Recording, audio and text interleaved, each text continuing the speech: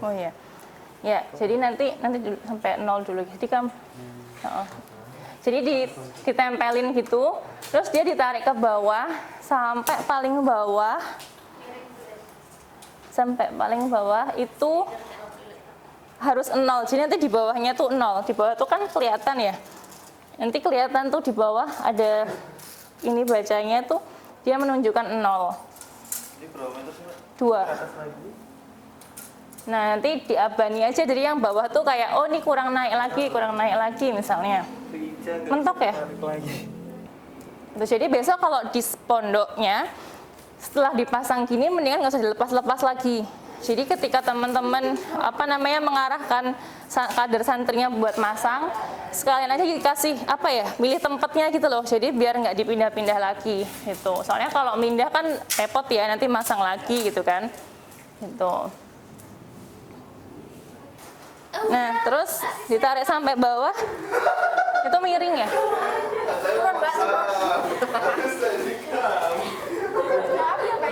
Iya, nggak apa-apa. Iya, jadi harus kayak sambil gitu. Oke. Nah, terus kalau udah diselotip di atasnya. Nah, ini udah selangkah lebih maju ya. Tadi baru latihan masang, ini udah latihan ngukur. Aduh.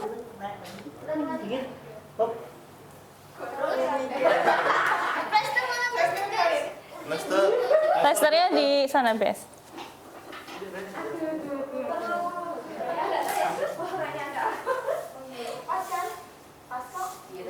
Oke.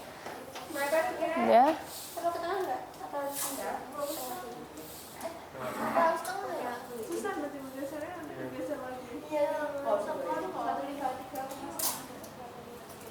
Jadi ini namanya headboard ya, ini namanya jadi headboard headboard papan kepala. Pokoknya itu yang buat di kepala. Jadi untuk tahapan pengukurannya itu mungkin satu orang jadi volunteer buat praktek. Kamu terus ya, kamu sering dipakai. Ini memang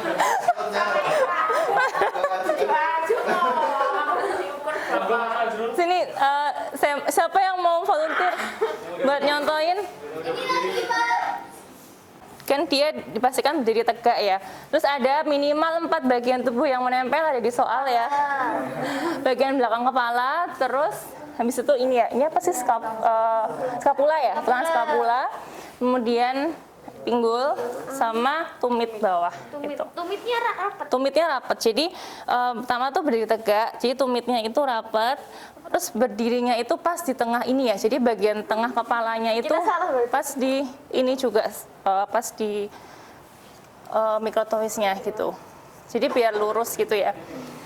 Jadi tumitnya nempel. Jadi dipastiin tumitnya nempel bagian ke belakang kepala. Terus ini ya tulang skapula, pantat, pinggul ya, sama tumit gitu.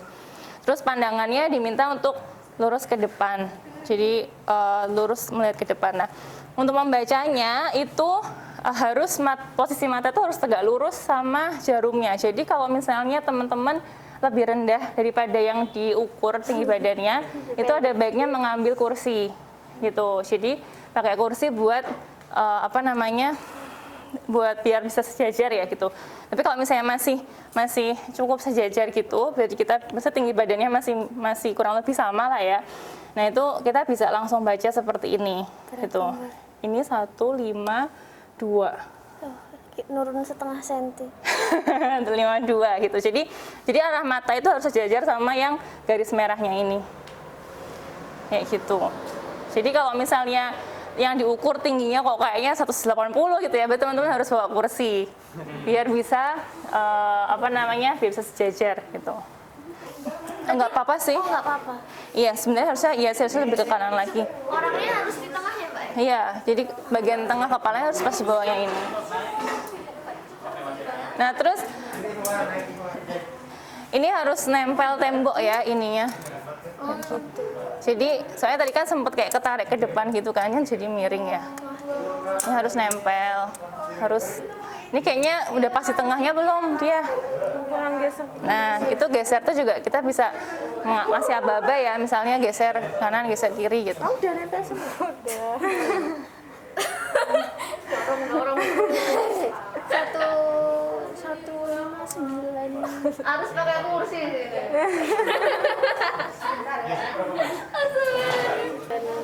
Oh ya, terus yang harus diperhatikan juga itu harus subjeknya itu harus melepas alas kaki, itu juga harus dipastikan ya, nggak pakai alas kaki. Terus juga di bagian kepala itu nggak ada apa ya, misalnya dia pakai kupluk atau apa gitu yang terlalu. Kalau biasanya sih bagusnya dicopot sekalian sih, gitu. Mungkin kalau santri mungkin dia pakai pecis gitu ya, itu kan nambah tinggi ya, lumayan. Nah itu harus dicek gitu. Pas narik headboardnya itu juga dipastiin lurus ya, itunya. Gitu. Oh, itu Oke. Jadi itu ini kan harus ininya lurus kan, terus nempel gitu. Kanan sedikit deh. Kebanyakan. Udah bener cuma Sorry salah, kiri sedikit. Sedikit udah. Ya. Terus kepalanya lurus ya. Terus hadap depan. Aduh. 157, berapa ya? 2. Gitu. Jadi itu tinggi badan, ada yang mau ditanyakan dulu tinggi badan? Ada selain alat ini nggak, Mbak? Ada sih sebenarnya banyak ya. Ada yang pakai soalnya gini. Jadi waktu dulu pernah yang skills lab blok berapa deh? Yang itu yang ada antropometrinya itu? A1 ya. Itu tuh ada yang pakai kayak tiang gitu ya. Apa sih yang pipa gitu ya, terus ditarik. Nah, itu sebenarnya mungkin memudahkan pemasangan, tapi kalau pakai pipa tuh jadinya nggak bisa, yang nempel-nempel itu nggak bisa benar-benar tegak gitu loh. Jadi kalau ini kan benar-benar nempel di tembok ya, jadi tegak. Atau kalau misalnya ada yang misalnya pakai di apa sih yang kertas terus ditempel di tembok gitu, kita juga sebenarnya bisa sih, cuman ngegarisinnya itu harus pas gitu, harus akurat. Iya, sudah ada plus minusnya masing-masing gitu. Oke, itu untuk yang tinggi badan ya. Kita lanjut ya, habis ini nah ini gambarnya malah Mbak lihatin. Jadi ini tadi posisinya, jadi biasanya tuh paling ideal tuh 2 pengukur ya. Jadi yang satu itu dia fokus di bagian kepala sama baca hasilnya gitu ya. Jadi kepalanya biar lurus tegak hadap ke depan, sama baca yang di headboardnya itu. Terus yang satunya lagi itu memastikan tumitnya itu rapet gitu ya. Terus kakinya juga pinggulnya ya nempel di tembok dan lain sebagainya itu. Gitu. Terus ini yang tadi yang posisi yang harus nempel mana aja bagian-bagian tubuhnya. Terus yang sebelah kanan itu namanya Frankfurt plane. Jadi posisi ya, Frankfurt horizontal plane itu jadi posisi mata harus lihat ke depan gitu, kepalanya tegak gitu. Jadi itu posisi kepalanya juga dipastikan betul seperti itu. Kemudian selanjutnya, nah ini berat badan. Kalau yang saya pinjam itu kemarin berat badannya tuh timbangannya digital ya. Tapi di sini tuh pas ada yang jarum juga ya. Jadi mungkin kita bisa bandingin coba. Iya kan, ini bisa kan ya? Mungkin di bawah sini jadi. Nah, jadi kan timbangan tuh ada 2 jenis ya. Misalnya ini yang di sini ya ada 2 jenis ya. Ada yang digital sama ada yang jarum gitu. Nah, Emang bengkok ya Mbak jarum? ini bengkok ya. Nggak tahu. Dari samping. Jadi masing-masing itu ada plus minusnya gitu. Jadi kalau digital itu pembacaannya memang lebih mudah ya. Jadi pokoknya ya udah angka yang keluar itu berat badannya. Jadi bacanya lebih gampang gitu ya. Cuman biasanya kalau yang digital tuh biasanya dipengaruhi juga oleh daya baterai. Jadi misalnya kalau baterainya udah mulai menipis itu ya dayanya nanti bisa mempengaruhi pembacaan juga. Nah, kalau yang jarum itu lebih apa ya, dia dipengaruhi oleh baterai ya. Jadi apa namanya, yang jadi tricky itu pembacaannya harus tegak lurus. Jadi pokoknya kalau alat yang pakai jarum itu membacanya harus posisi mata tegak lurus dengan jarumnya gitu. Jadi itu yang harus diperhatiin. Oke, nah kalau untuk berat badan, ini mungkin teman-teman udah sering melakukan menimbang berat badan masing-masing gitu ya. Tapi yang benar itu, jadi yang pertama itu meletakkan timbangannya itu harus di bidang yang datar. Jadi jangan sampai yang di atas, misalnya di outdoor, misalnya teman-teman misalnya nimbangnya di outdoor, terus tanahnya itu agak geronjal-geronjal misalnya atau berkerikil, nah itu jangan. Jadi harus bidang datar. Jadi kalau misalnya nimbangnya outdoor, mungkin teman-teman bisa bawa triplek atau yang bidang datar lah ya gitu untuk meletakkan timbangannya. Gitu. Kemudian subjek yang akan ditimbang itu pakai pakaian minimal gitu ya. Jadi kalau idealnya sih kalau di tempat yang settingnya klinis yang tertutup tuh kita bisa ya pakai bajunya yang minimal. Tapi kalau misalnya nggak di ruang tertutup, itu yang penting pokoknya jangan ngantongi apa-apa gitu ya. Terus bisa di kantong misalnya bawa HP lah atau jam tangan kayak gitu-gitu dilepas dulu. Gitu. Jadi barang-barang bawaannya dikeluarkan, dilepas dulu. Nah ini udah 0 ya. Nah kalau udah 0 terus ini ada yang dikantongin nggak? Nggak ada. Oh ya, oke. Yang diperhatikan tuh dia harus badannya tegak lurus gitu ya. Terus nggak boleh megang tangannya, nggak boleh pegangan apapun gitu karena nanti beratnya bisa berpindah ya. Tegak lurus terus Nah dia tuh biasanya kalau digital itu kalau misalnya udah steady gitu ya, itu nanti angkanya tuh bakalan ngelock sendiri gitu. Jadi kalau misalnya pakai timbangan jarum itu harus ini ya, nggak bisa muncul angkanya kan. Jadi kalau misalnya naik, coba naik. Jadi misalnya naik, nah itu bacanya harus tegak lurus dari atas gini. Gitu. 47, 4 berapa? 46, berapa? Cara bacanya? Ya, jadi lurus ya. Nanti kejeduk lagi.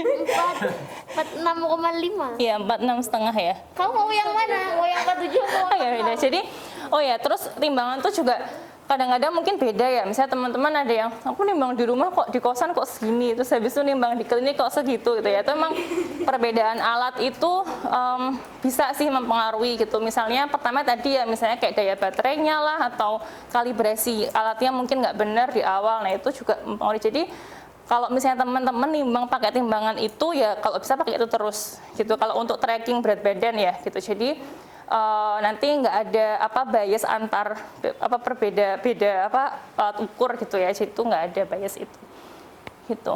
Oke, ada yang mau mencoba? Ada yang mau? Gimana? Yang mana mendingnya? Kenapa? Silakan sih sebenarnya. Kalau misalnya soalnya tadi sih kita ada plus minusnya masing-masing ya setiap alat ya. Mungkin ini bisa jadi baterainya udah nggak baru misalnya kan, jadi bisa jadi udah agak berkurang. Selisihnya tadi berapa? Setengah kilo ya, setengah kilo gitu. Ketentuan yang standarnya itu belum ada sih, kayak misalnya ada koreksi 1 kilo dikurangi 1 kilo atau berapa, itu emang belum ada gitu. Jadi coba mati lagi ya. Biasanya emang ya pokoknya pakai pakaian seminimal mungkin gitu aja sebisanya gitu. Tapi kalau misalnya emang nggak bisa ya udah nggak apa-apa gitu. Berat badan dalam kilogram ya, terus dibagi tinggi badan dalam meter, dikuadratkan tinggi badannya gitu. Jadi ini untuk dewasa gitu, karena nanti kalau yang untuk anak-anak kita harus melihat usianya juga yang IMT per U. Nah mungkin tadi kalau teman-teman udah punya data tinggi badan sama berat badan masing-masing bisa dihitung. Terus ini klasifikasinya itu kayaknya ini yang WHO yang global ya.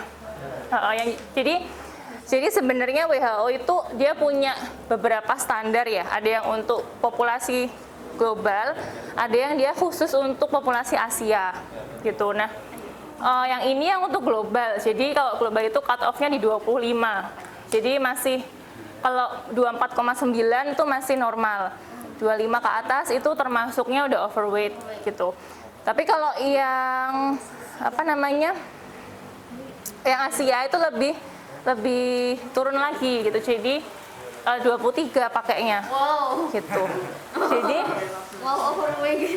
iya, jadi lebih karena kan dia memperhitungkan ini juga ya komposisi tubuhnya seperti apa. Kalau di Asia kan mungkin beda dengan orang-orang Caucasian ya, gitu. Jadi ini adalah klasifikasi kalau untuk yang universal atau yang global, gitu. Nah, mungkin tadi bisa dihitung. Kayaknya sih sekilas kalau di sini kayaknya normal semua deh. Nah ini, itu. Nah ini untuk BMI ya. BMI itu ada plus minusnya juga. Jadi BMI itu kan kita cuma melihat berat badan sama tinggi badan ya. Tapi kita nggak melihat komposisi tubuhnya itu seperti apa, gitu. Jadi misalnya contoh ini ya. Jadi ini tuh ada dua badan yang beratnya itu sama gitu ya. Gitu. Tapi kalau kita lihat komposisi tubuhnya kan beda ya, yang sebelah kiri dia lebih lean, jadi kayak massa ototnya lebih besar, terus massa lemaknya lebih kecil, sedangkan yang sebelah kanan itu fat percentage-nya lebih tinggi gitu ya. Jadi kan ini dua individu yang BMI-nya sama gitu ya, beratnya sama, BMI-nya sama, tapi ternyata kalau kita lihat komposisi tubuhnya beda banget kan gitu. Nah, jadi kan ya kalau yang sebelah kiri apa bisa dibilang dia obes gitu? Nggak bisa ya, karena kan dia lebih lean, lebih massa ototnya lebih gede gitu. Jadi memang kekurangannya BMI itu dia nggak melihat ini komposisi tubuh gitu. Jadi kalau teman-teman nanti mungkin menghadapi atlet gitu ya, yang dia ototnya lebih besar gitu ya, nah itu mungkin nggak bisa applicable gitu. Nah, ini tadi untuk yang dewasa ya. Kemudian, nah kalau yang untuk, nah ini ada, saya mau minta maaf dulu di soal pretest itu kan keluar ya soal ini ya, sampai usia berapa. Nah ternyata yang benar sampai 19. Jadi tuh judulnya sampai 18, tapi kalau dilihat di grafiknya itu 19 yang paling kanan. Jadi sampai 19 itu masih bisa pakai indeks massa tubuh per umur ini. Gitu. Jadi, nah kalau yang indeks massa tubuh per umur, nah itu bisa agak nggak kelihatan ya. Jadi yang bawah itu umur, yang X ya, aksis X itu umur, yang Y itu IMT-nya. Jadi tadi habis dihitung IMT-nya berapa, di-plotting, bisa kan ya, plotting gitu. Jadi kayak mesti tarik ke kanan, ditarik dari bawah ke atas untuk umurnya. Nanti ketemu, nanti dia ada di posisinya mana gitu. Kalau masih itu ada garis-garisnya ya gitu. Jadi yang bagus itu ya kalau misalnya masih di antara atas atau di bawahnya hijau, itu masih bagus gitu. Jadi kalau yang untuk usia besok kalau di kader santri ya itu kan karena masih SMP SMA gitu ya. Jadi kita bisa plottingin ke sini gitu. Normalnya berapa, Mas? Normalnya tuh masih di atas atau di bawahnya garis hijau. Itu. Kemudian, nah ini untuk laki-laki sama perempuan beda. Jadi kalau ini perempuan, terus yang ini yang untuk laki-laki. Gitu. Jadi grafiknya beda. Sebenarnya besok dikasih ini aja ya mereka ya. Dikasih grafik ini ya. Soalnya tadi tuh aku cari yang resolusinya bagus tuh nggak ketemu ya. Jadi ini kalau diperbesar di HVS kayaknya pecah sih. Coba nanti mungkin sambil dicari yang ini. Nah, jadi kalau yang untuk di bawah PPS berarti sampai 19 tahun ya, kita masih bisa pakai ini karena tadi ya kalau masih belum dewasa itu kan masih pertumbuhan ya, masih tumbuh kembang kan. Jadi kalau kita pakai BMI yang tadi itu kurang pas gitu. Oke, itu untuk IMT sama IMT per U. Oke, ada pertanyaan dulu sebelum kita ke lingkar-lingkar. Jadi gimana? Kan ada timbangan yang udah bisa langsung Oh iya. massa otot, massa lemak. Nah itu sebenarnya akurat enggak ya, Pak? No, itu tergantung banget ya. Karena beda manufacturer-nya beda. Iya, bisa bilang. Karena beda pabrik yang bikin pun juga beda gitu loh. Gitu. Jadi soalnya ini pengalamanku sendiri ya. Jadi misalnya aku penelitian waktu itu ya pakai merek yang misalnya Tanita gitu ya, terus dibandingin sama yang merek waktu itu aku marah sama Omron kalau nggak salah tuh tetap beda ya gitu. Jadi iya, jadi emang kadang-kadang bingung ya mana yang paling benar gitu. Tapi memang sebenarnya kalau mau pakai metode yang manual itu ada. Jadi kalau di kedokteran tuh di PSG ada skin fold kan. Nah, skin fold tahu lipatan kulit ya. Nah, itu kita bisa sih kalau misalnya, tapi itu pun kembali lagi ke pengukurnya, dia harus benar-benar mahir ya cara mengukur skin fold ya. Jadi dari tebal lipatan lemak itu yang di kulit di bawah suputnya di bawah kulit itu tuh bisa nanti dari beberapa tempat ya, beberapa site di tubuh itu bisa kita ada rumusnya gitu, kita bisa masukkan nanti bisa dapat perkiraan estimasi persentase lemak tubuhnya berapa, itu bisa, itu pakai cara manual sih bisa gitu. Maksudnya kalau pakai cara manual kan nggak terpengaruh oleh program dari si ini ya timbangannya kan gitu. Cuman yang ngukur harus mahir aja gitu. Lanjut ya, kita lanjut ke lingkar lengan atas. Nah ini lingkar lengan atas ini screening untuk kondisi kronis ya. Nah tepatnya energi. Jadi secara keseluruhan, jadi baik itu proteinnya, terus karbohidrat, lemak, itu kan semuanya kan kalau jadi satu jadi energi. Jadi namanya singkatannya KEK, kurang energi kronis. Jadi makanya ini kita nggak bisa bukan penanda akut ya. Jadi dia pasti udah terjadi selama bertahun-tahun gitu. Jadi KEK, nah KEK ini untuk lingkar lengan atas ini cut off-nya beda-beda ya. Nah biasanya kalau untuk wanita usia subur gitu ya. Jadi wanita usia subur itu biasanya kita bisa pakai cut off 23,5. Jadi 23,5 ke atas itu termasuk normal. Kalau misalnya di bawah itu beresiko KEK gitu. Jadi ini tuh kaitannya kenapa kita khusus pada wanita usia subur, karena kaitannya dengan nanti kalau misalnya dia hamil gitu ya, nanti bisa jadi ada resiko BBLR, resiko kandungannya ya, kejaninnya dan lain sebagainya gitu. Makanya pengukuran ini memang paling sering dipakai untuk wanita usia subur gitu. Jadi kalau besok mungkin kalau untuk yang santri putri ya itu udah bisa ya, karena kan udah menstruasi juga kan, udah wanita usia subur. Nah, tapi kalau untuk yang selain wanita usia subur itu juga tetap ada standarnya juga sih. Itu kecil ya. Jadi itu kalau yang tabel itu standar WHO. Jadi untuk usia 1 sampai 1,9 tahun itu laki-laki berapa, perempuan berapa. Nah, itu ada standarnya di situ sampai usia di atas 65 tahun kalau nggak salah ya. Iya, sampai di atas 65 tahun itu ada standarnya. Nah, kalau kita mau melihat seseorang itu misalnya besok santrinya yang cowok gitu ya, yang cowok. Nah, itu kita bisa menghitung namanya persentase lila. Gitu ya. Jadi persentase lila itu untuk melihat dari standar itu dia melencengnya berapa banyak sih gitu. Jadi kalau misalnya itu dia masih 80 ke atas kalau nggak salah itu.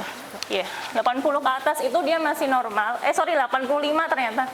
Ya, jadi kalau 85% dari standarnya itu ya, itu termasuk masih gizi baik. Tapi kalau di bawah itu ada gizi kurang sama ada gizi buruk. Di situ ada klasifikasinya sih gitu. Jadi kita kita hitung dulu, cara menghitungnya itu lila pengukurannya berapa dibagi dengan standarnya. Jadi standarnya itu yang ada di situ ya, lila standarnya itu terus dikali 100%. Nah nanti kan ketemu kan berapa persen gitu. Nah kita bisa klasifikasikan pakai itu. Nah mungkin praktek aja. Ini tapi kalau lila itu kan karena yang diukur lengan atas ya, gitu. Jadi sebenarnya memang paling akurat itu kalau lengannya bisa diangkat, gitu. Lengan bajunya ya bisa diangkat gitu. Tapi kalau enggak sebenarnya bisa juga sih diakalin. Ini Nah, kita bisa ngukurnya pakai ini namanya Medline. Oh, coba. Ini namanya Medline. Jadi ini nanti kita pakai buat pengukuran lingkar lengan atas, lingkar pinggang, pinggul, pakai ini. Nah, cara ini ditekan. Jadi ini ada kayak bundaran ini, apa sih? Tombol ini terus kita tekan terus baru kita tarik. Gitu. Nanti kalau udah nariknya udah selesai terus kita copot gitu. Jadi dia nggak gerak gitu. Gitu. Nah, ini pakai ini sebenarnya itu dari Kemenkes itu ada, mereka punya pita yang khusus kayak gini. Ini udah ada warna-warnanya sih. Jadi tapi kayak pakai apa sih, kayak kertas biasa gitu ya, jadi kayak letoy gitu. Kalau misalnya ini, jadi ini ada misalnya kalau pakai ini ada misalnya di sini indikatornya ini untuk anak usia 6 sampai 59 bulan gitu, kita bisa pakai ini. Ini untuk bayi 0 sampai 30 hari gitu. Jadi kalau yang pakai warna-warna ini harus benar-benar sesuai dengan yang diukur ya. Jadi kalau misalnya kita pakai yang misalnya dia anak usia 3 tahun ya berarti kita harus pakai yang ini gitu. Jadi soalnya ini udah ada warna-warnanya yang menunjukkan status gizinya. Nah, ini untuk yang wanita usia subur itu ada sendiri juga gitu. Jadi indikatornya mungkin udah bisa dikira-kira ya. Jadi kalau merah itu pasti dia di bawah normal gitu ya. Itu kalau misalnya ini juga pasti yang hijau ya. Yang hijau yang normal, terus yang ini yang di bawah normal gitu. Nah, oke. Ada yang mau mempraktekkan buat jadi ini? Tapi aku juga mau. Nah, kalau misalnya kalau misalnya bisa diangkat itu jadi kan gini ya, kita kan pertama-tama itu menentukan dulu Dek, sini ya. Yang dekat soalnya. Jadi kan kita tuh pertama-tama harus nentuin dulu titik tengah lengannya ya, lengan atasnya. Jadi misalnya pertama tangannya ditekuk dulu, biar kelihatan yang menonjol nih loh. Jadi ini yang menonjol di sini, yang menonjol di sini, yang itu akromion sama olecranon itu ya. Jadi yang menonjol di sini kan bisa kelihatan ya kalau kita agak tekuk gini. Kalau misalnya lurus gini kan nggak kelihatan ya. Jadi kalau pas mau nandain tengahnya di mana itu bisa ditekuk gini. Terus di sini sampai yang sini juga dicari yang menonjol ya. Terus nah nanti coba kalau pakai ini di sini aja. Nah, terus jadi misalnya kita cari ya, ini misalnya menonjol di sini, yang menonjol di sini. Tapi ini tuh nganu ya. Kalau buat nyari tengahnya soalnya dia tuh kelipet gitu loh, jadi nggak pas tengah. Ini aja deh, tuh nggak ada yang ini ternyata. Sebenarnya mendingan pakai yang ini sih, Medline-nya.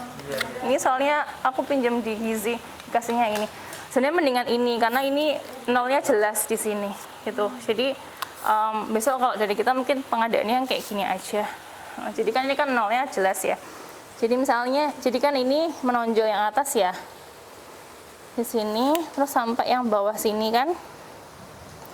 Nah terus kita di sini berarti ini 32. Berarti kita ambil tengah-tengahnya berapa? 16. Nah kalau misalnya pakai baju gini kan agak susah ya. Jadi kita bisa, ini tetap harus dipegangin gitu ya. Terus kita ambil 16-nya. Saya di sini. Nah, kalau misalnya dia bisa lepas baju, itu lebih lepas lengan ya, lengannya dinaikin, itu bisa misalnya pakai bolpen atau pakai apa, dititikin di sini. Gitu. Tapi kalau misalnya besok nggak bisa, kalau mungkin di pondok ya soalnya dia nggak berkenan dinaikin, ya berarti kita ditandainnya pakai tangan gini gitu. Mungkin kalau berdua lebih enak sih ya, jadi satu orang dia megangin megangin pitanya, satu orangnya dia nandain di tengah gitu. Oke, jadi misalnya ini kan ini 32, tadi 16-nya di sini. Nah, jadi nanti satu orang tuh bisa tetap nandain di sini, terus yang satunya lagi dia yang muterin pitanya gitu. Jadi kayak harus ditahan gitu. Terus Ini bajunya agak tebel ya. Iya. Nah, terus dilingkarin gitu. Ini lipatan bajunya. Bajunya ini kelipat-lipat ya jadi. Nah, kalau pas ngelingkerin, sorry tadi aku salah, pas ngelingkerin tuh tangannya dilurusin. Jadi tadi kalau ditandain tengahnya, tangannya dilurusin aja. Nah, terus tadi dilingkerin, terus kita baca di sini. Gitu. Itu inci, Mbak. Ini senti kok. Ini 25,6. Ya, gitu. Jadi kayak gitu. Jadi stepnya itu yang pertama kita tentuin dulu tengahnya, tengah dari lengan atasnya, terus nanti ditandain gitu ya. Jadi kalau misalnya satu orang, misalnya dia bisa diangkat bajunya, itu bisa ditandain pakai bolpen, garis gitu. Tapi kalau nggak bisa ya nanti kita tandain pakai jari kita gitu, terus diputerin gitu. Gitu. Dia mau coba? Iya, tapi ini pakai itu juga bisa sih. Tapi kalau yang ini nggak bisa buat ini ya tengahnya ya, karena dia tuh gimana dari 5? Soalnya kan dia ini loh, ada ini kan. Ini kan emang kalau untuk lingkar kan dia bisa dilingkerin gitu, terus ditaruh di sininya gitu. Kalau pakai ini kenapa? Kalau pakai itu bisa juga, tapi harus pas. Jadi kalau pakai ini itu bisa juga gitu ya. Ini udah ada indikatornya juga. Tapi kalau misalnya ini kan misalnya indikatornya untuk untuk bayi misalnya ya di sini ya. Tapi teman-teman misalnya pakai buat yang bukan bayi ya berarti dibaca angkanya aja, jangan dibaca warnanya. Karena kalau warnanya ini kan dia udah ada interpretasinya ya. Gitu. Jadi ya udah diambil angkanya aja. Nanti terus untuk penentuan status gizinya pakai rumus itu. Gitu. Boleh deh kalau mau coba pakai ini juga nggak apa-apa. Diambil angkanya, tapi buat nentuin tengahnya nggak bisa deh kayaknya itu, karena itu mulai dari 5. Oh, nolnya dari yang itu sih, dari yang ada panahnya itu loh, Dek. Di sini loh, ini kan ada panah ya. Nah, ini nolnya. Nolnya mana, Mbak? Ini nih, ini jadi nanti dipasin di sini. Coba di ini dulu aja. Situ kanan. Jadi ini nolnya tuh di sini Dek, yang merah ini. Masuk.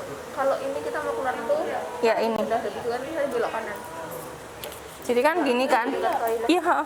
Jadi gini, nanti ini tuh dipasin di ininya.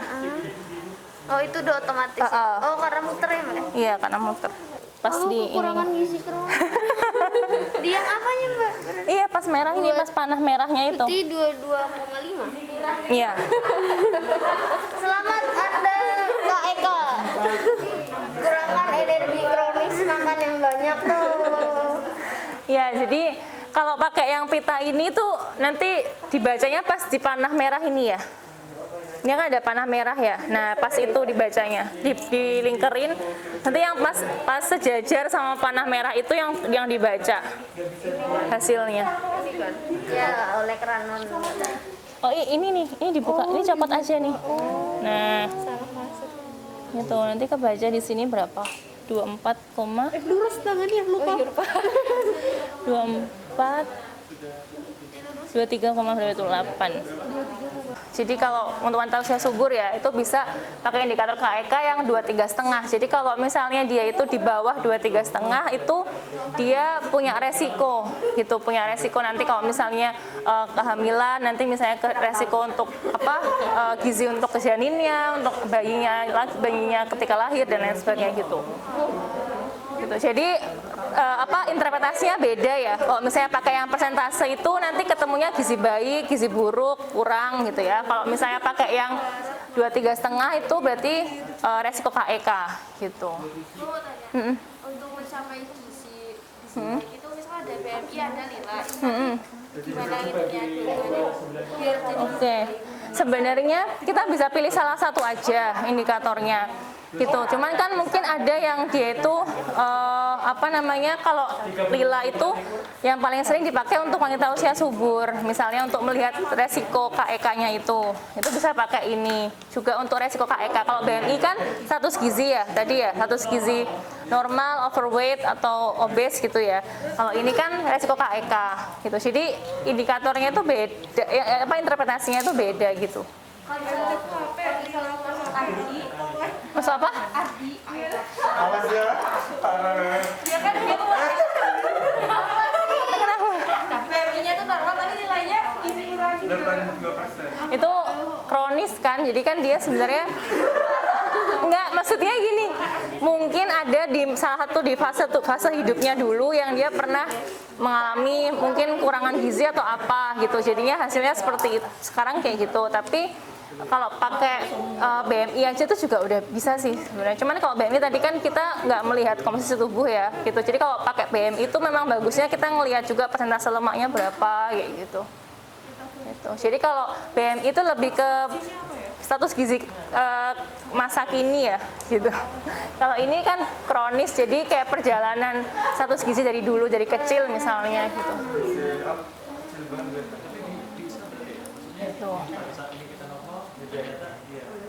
Ya, karena mungkin histori zaman dulunya pernah ada gitu yang masa misalnya kekurangan gizi atau apa gitu zaman dulu gitu.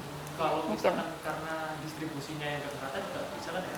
Bisa sih, bisa. Lebih normal tapi ternyata untuk dia fokusnya ke paha misalkan. Iya bisa.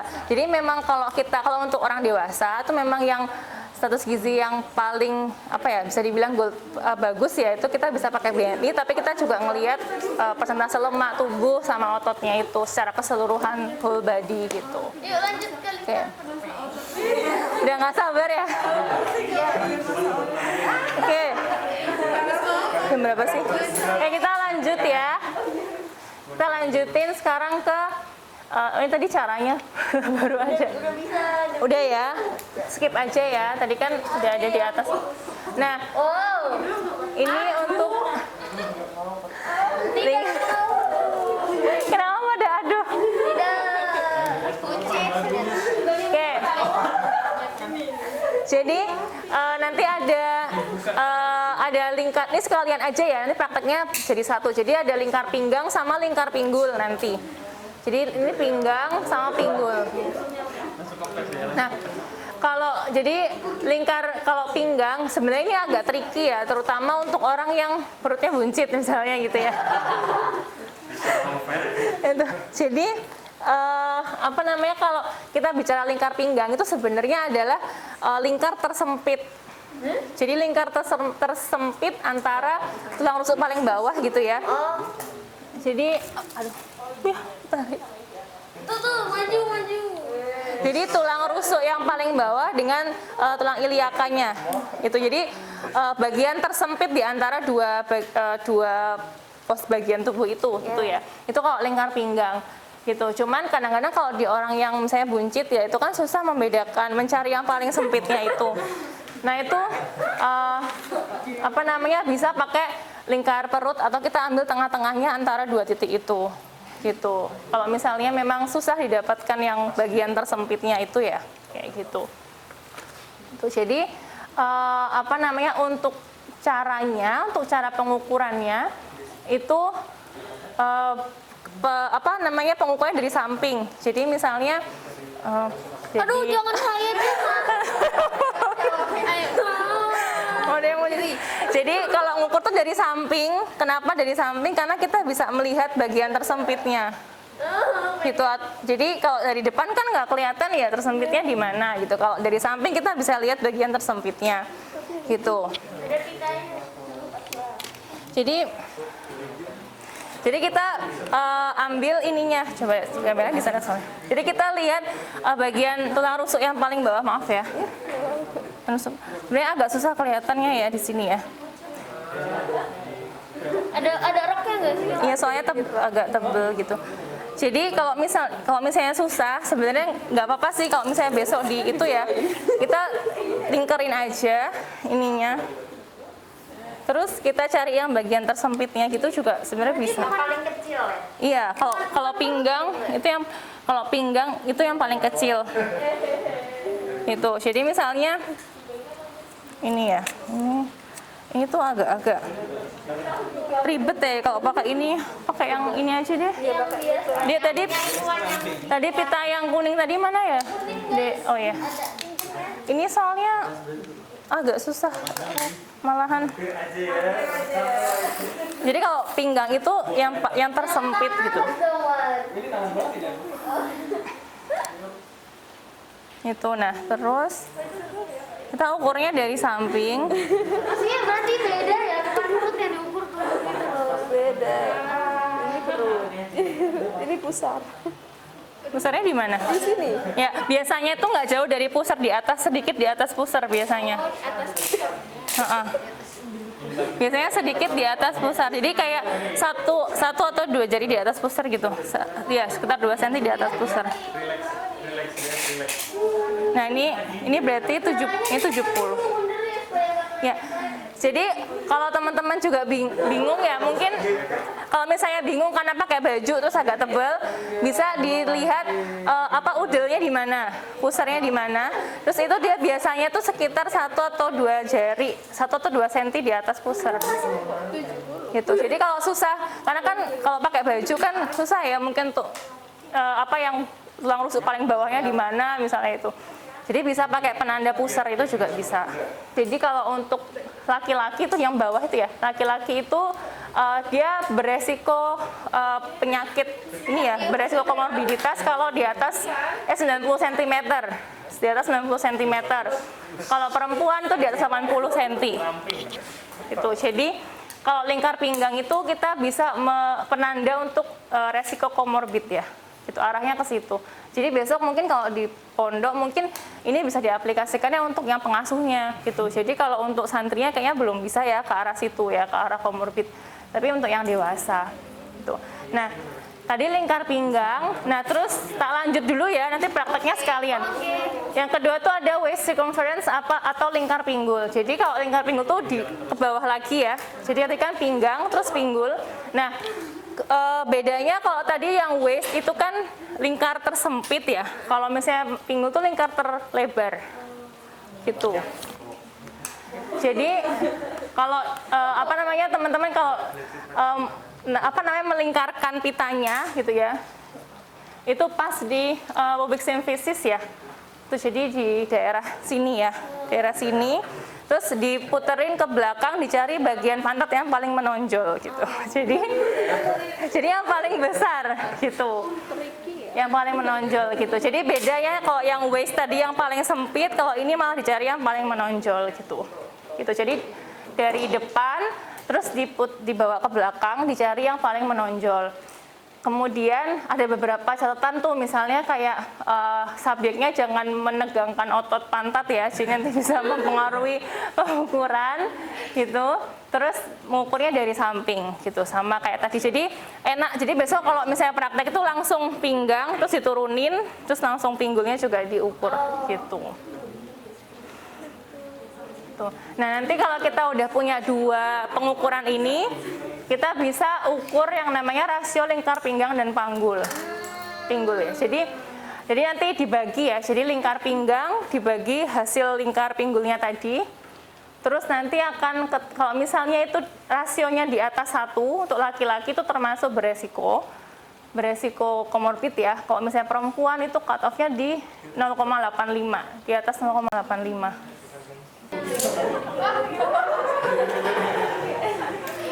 Gini Pak. Iya, Iya dah. Tapi kok mesra banget ya meluk-meluk gini. Gimana sih? Kamu dari samping mending kamu bersimpuh apa sih kayak aku tadi loh gini. Nah.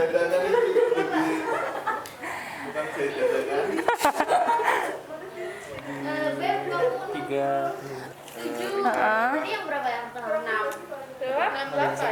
Nah, dikaitin dulu terus dirapetin gitu. Kelihatannya mana? Kalau enggak pakai pusernya aja deh, coba. Berarti sekitar 2 jari di atas puser gitu. Ada yang pernah dengar pear shape? Jadi Kalau perempuan itu kan lebih cenderung pinggulnya yang besar ya, terus waistnya kecil gitu kan, bentuk tubuhnya, postur tubuhnya. Nah kalau yang laki-laki kan biasanya lebih ke apple shape gitu kan. Jadi makanya kalau yang perempuan di situ kan dia lebih kecil ya, 0,85 karena pinggulnya kan lebih besar. Jadi kan pembaginya kan lebih besar ya, yang bawah. Jadi makanya dia 0,85 lebih kecil gitu, di bawah 1 gitu ya. Kalau yang laki-laki kan waistnya yang lebih besar kan biasanya karena apple shape gitu kan. Jadi angkanya itu lebih besar, jadinya sampai 1 gitu rasionya, cut off-nya gitu. Ya, jadi tadi udah ngitung semua. Kayaknya kalau dilihat sih semua normal-normal aja sih. Kalau sekilas lihat ya. Jadi ini besok kalau ke kader santri dari itu pengukuran kita cuma ini aja yang untuk hari ini yang praktek ya. Jadi tadi ada dari mulai tinggi badan, berat badan, terus lingkar lengan atas, lingkar pinggang, pinggul ya. Jadi ada yang bisa untuk anak-anak, remaja, ada yang untuk dewasa. Nah itu jangan salah ya. Jadi kalau yang untuk dewasa bisa pakai BMI biasa, jadi BMI. Kemudian bisa pakai rasio lingkar pinggang pinggul atau ya rasio ini untuk yang dewasa. Jadi kita melihat resiko komorbiditasnya dia seperti apa. Kalau yang untuk anak-anak tadi IMT-nya pakai yang IMT per U. Jadi kita harus plottingkan ke grafik ya. Jadi ke grafik yang chartnya itu, kemudian kita bisa melihat dia termasuk di standar deviasi berapa gitu. Kemudian ya kalau untuk anak itu sama lila ya, sama lingkar lengan atasnya tadi kita bisa melihat dia tuh berapa persen ya, persentase lilanya berapa gitu. Oke, jadi mungkin itu yang bisa di-share. Ada yang mau diskusi lagi tentang materi diskusi pada siang hari ini?